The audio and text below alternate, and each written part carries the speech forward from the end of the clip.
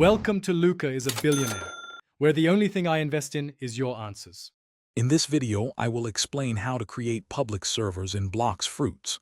First, understand that public servers are the default way to play, allowing up to 12 players to connect and interact. These servers are perfect for engaging in large-scale events, trading items, or simply socializing with a diverse group of players.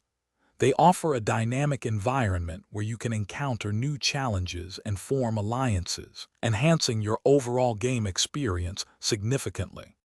To join an existing public server, simply launch Blox Fruits and click the prominent Play button.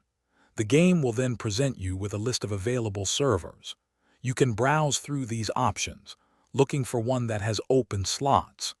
Each public server typically accommodates up to 12 players, ensuring a lively and interactive experience. Select a server with enough space to jump right into the action and begin your adventure.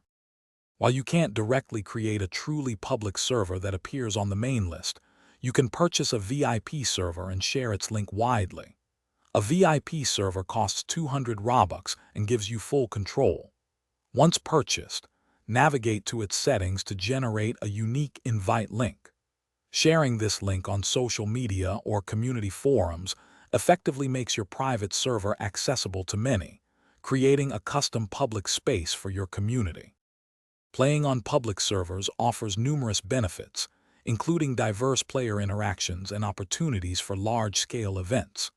You can coordinate with other players to tackle challenging raids or defeat powerful bosses, making difficult tasks much easier. Remember to always be aware of your surroundings and other players, as interactions can vary. Enjoy the vibrant community and the endless possibilities that public Blox Fruits servers provide for your adventures. Thanks for watching and please subscribe. It's the best investment you'll ever make.